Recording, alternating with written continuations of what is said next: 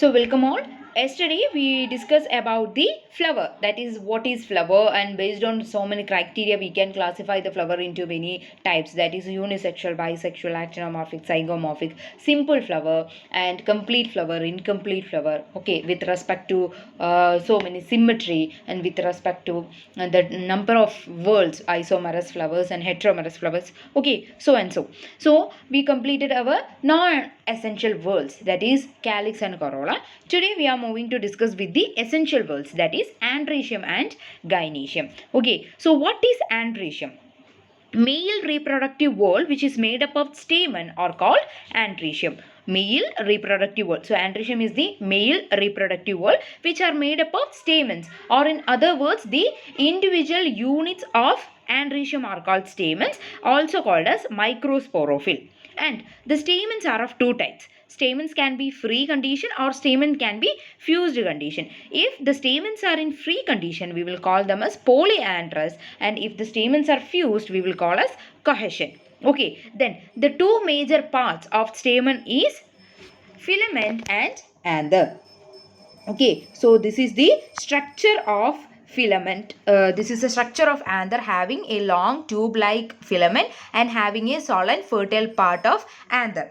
Then the stalk of the filament having anther at its tip. The stalk of the filament, this is the stalk of the filament. Okay, and at the tip we can see the anther. Okay, the tip of the filament having the anther, and this is the stalk of the stamen. And if there are two conditions, okay, when the filaments are fused, when the filaments of stamens are fused and the anther are free, that condition is called adelphi. When the filaments are fused and the anther are free, that condition is called adelphi. Okay, there are based on adelphi there are different types: monadelphous plant, diadelphous and polyadelphous flower. Okay, monadelphous means all the filaments of the pollen grains are fused to form a tubular structure. Example, hibiscus. Okay, then so next one is diadelphous. What is meant by diadelphous? Diadelphous means all the filaments of the stamens are fused to form a tubular structure, that is called diadelphous, which is common in what? Fabaceae family. Then polyadelphous. Polyadelphous stamens means more number of more group of filaments are fused to form individual groups that are called polyadelphous. Example, citrus. Okay, so based on the adelphi, monadelphous, diadelphous and polyadelphous. Monadelphous is an example for hibiscus, diadelphous is an example for pea, and polyadelphous is an example for citrus. And the next condition, if the anthers are fused and the filaments are free, that condition is called syngeny. Okay, so if the anthers are fused and the filaments remain free, that condition is called syngeny, and it is common in sunflower as well as in cucumber. In cucumber and sunflower we can see syngeny type of filaments. Okay, then come to the anther. Upper sullen fertile part of the stamen is called anther. The upper sullen fertile part of the stamen is called anther, and the anther can be monolobe or bilobe. If the anther having only a single lobe, we will call them as monothecous. Example, China rose. If the anther have two lobes, we will call them as dithecous. Okay, we will call them as dithecous. So dithecous type of stamen is common in almost all the plants. Each lobe, okay, the dithecous means there is two lobes are present in the anther, each lobe having two chamber or locules.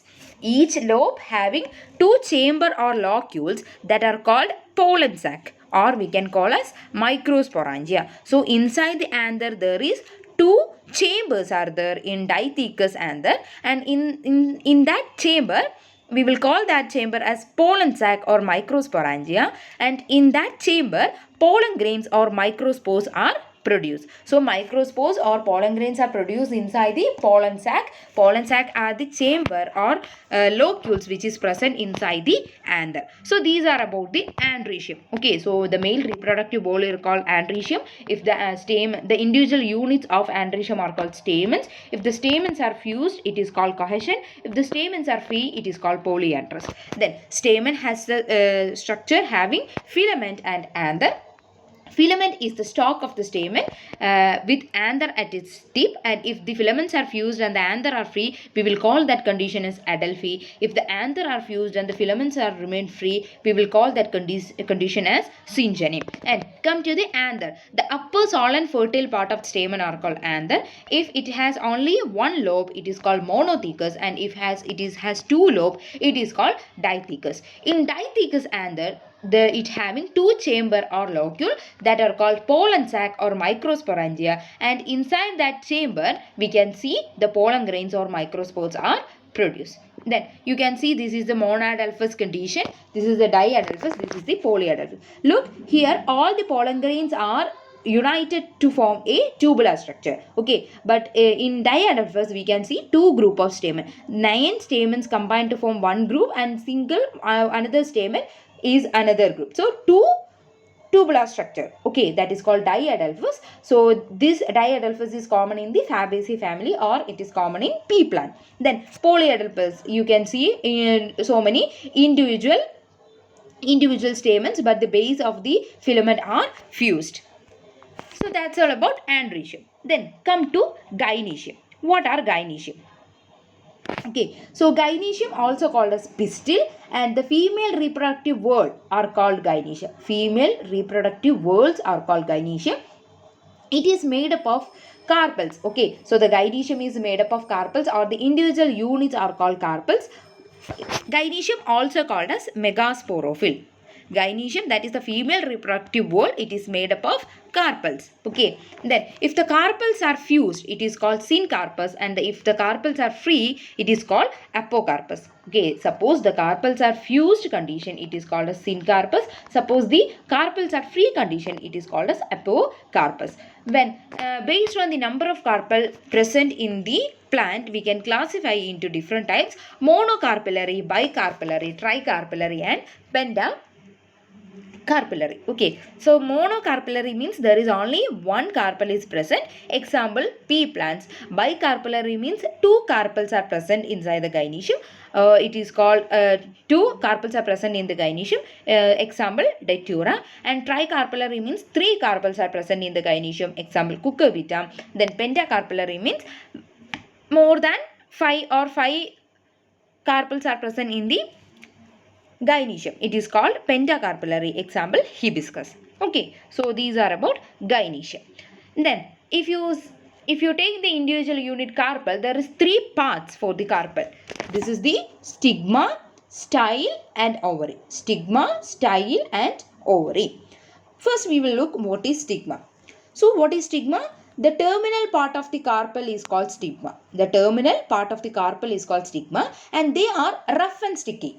They are rough and sticky, and that is the site of pollination, or we can say it is a platform for the landing of pollinators.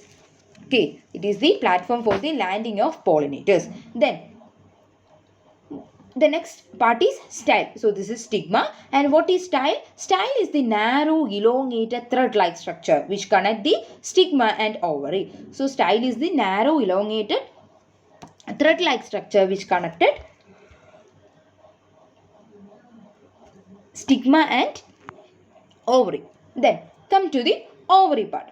So ovary is the basal solen part. Ovary is the basal solen part. Inside the ovary we can see so many chambers. That chambers are called locules. So the basal solen part is called ovary, and inside the ovary we can see so many chambers. That chambers are called locule. Based on the locule there are different types of ovary, that is unilocular ovary, trilocular, bilocular, tetralocular, and finally pentalocular.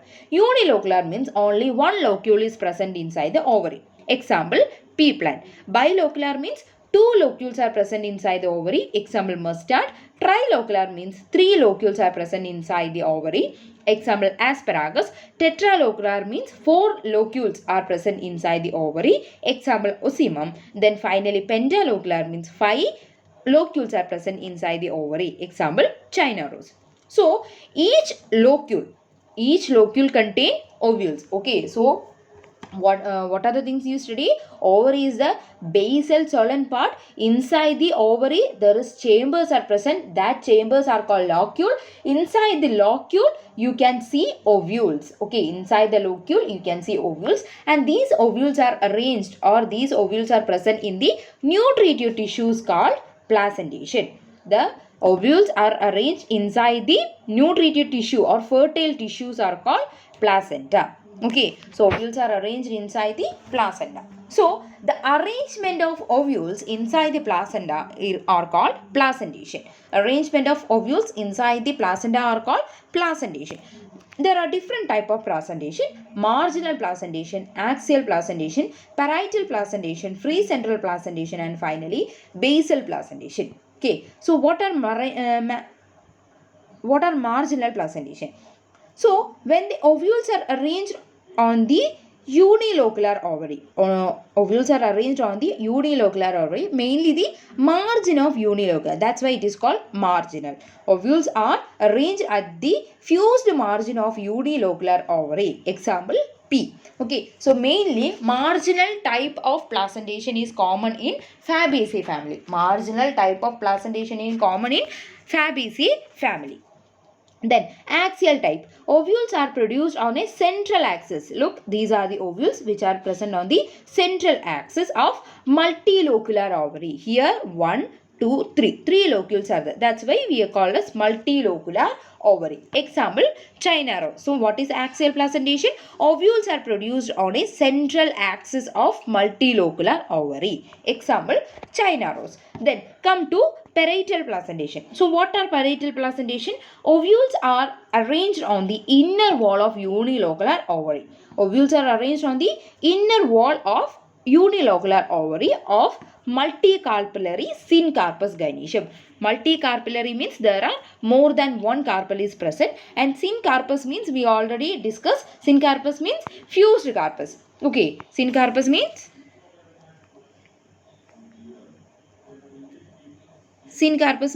fused carpus, isn't it? Here. Okay.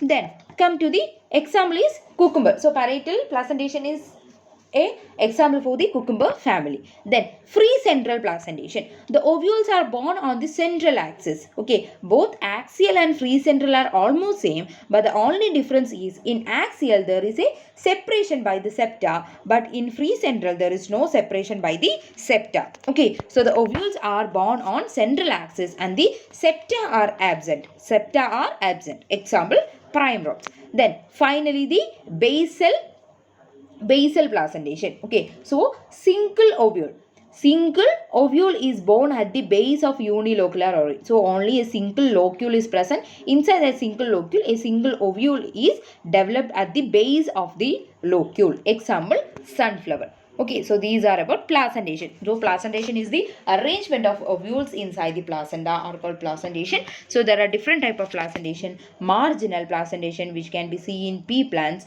axial placentation which can be seen in China rose, parietal placentation which can be seen in cucumber, free central placentation which can be seen in primrose, basal placentation which can be seen in sunflower.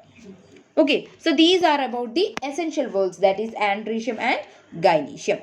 Then come to the next external feature, that is called inflorescence. So when a plant having a single flower, we will call them as a solitary flower. Okay, we will call them as solitary flower. But here you can see there is a bunch of flower, a group of flower on a single axis, a group of flower which is present on a single axis, that are called inflorescence. Okay, so what are inflorescence? A group or cluster of flowers which produced on a special reproductive axis. Example, peduncle. So in last class we already discussed about what is pedicel and what is peduncle.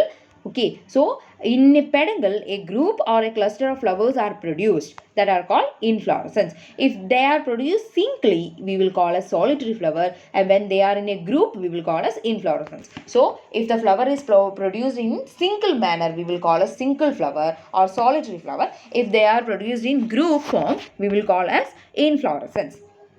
Then flowers are arranged in a definite pattern on a special reproductive axis. Flowers are arranged in definite pattern on peduncle. Okay, so actually flowers are arranged on definite pattern in an axis, reproductive axis called peduncle.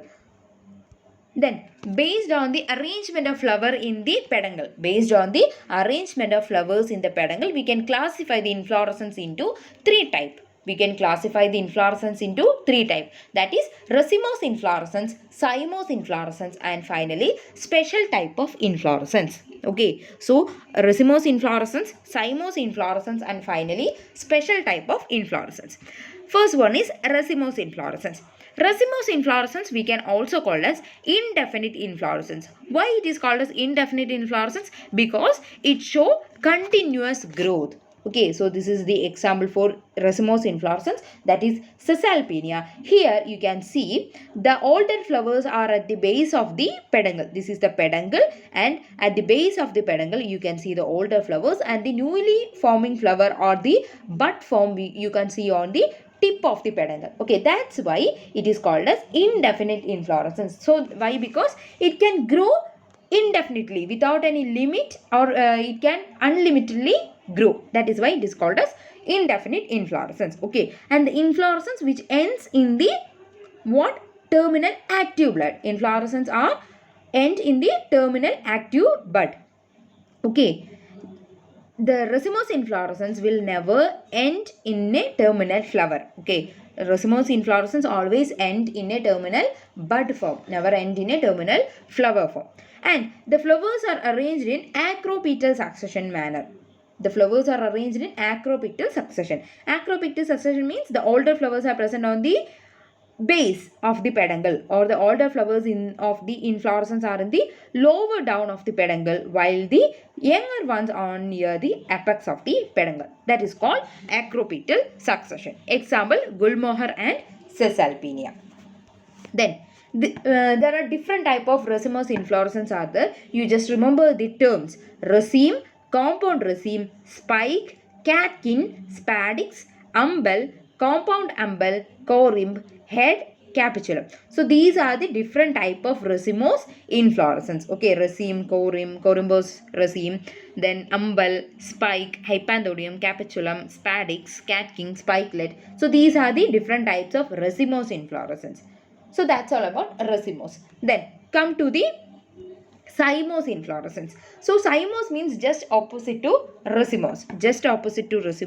Okay, so the cymose inflorescence also called as definite inflorescence. Cymose inflorescence also known as definite inflorescence, which means the peduncle has a limited growth. Okay, in a racemose inflorescence the peduncle has a unlimited growth. It can grow unlimitedly, but here in cymose you can see the peduncle has a limited growth. Okay, the peduncle has a limited growth, and you can see the flower, the term apex of the peduncle. The apex of the peduncle ends in an old flower. The apex of the peduncle ends in an old flower, and the younger flowers are just behind or below the older flowers. So this type of arrangement of flower are called basipetal succession. Okay, so the first formed and the oldest flower is in the terminal position, while the later or younger flowers are in the lower position. Okay, example, jasmine and clerodendron. So there are different type of cymose inflorescence, uniparous helicoid, biparous helicoid, then uniparous scorpioid, multiparous scorpioid. Okay, so these are different type of cymose racemose. Then finally, special type of racemose. There are three special type of inflorescence. First one, you need not to study the definition or anything. You just remember the terms. Verticillaster inflorescence. Verticillaster inflorescence is common in Ocimum, that is Tulasi, and also it is common in Salvia. That is the verticillaster inflorescence is common in the Lamiaceae family. We are going to study the Lamiaceae family and Fabaceae and finally Solanaceae in our last portion of this chapter. Okay, so verticillaster inflorescence which is common in the Lamiaceae family. Then Cyanthium.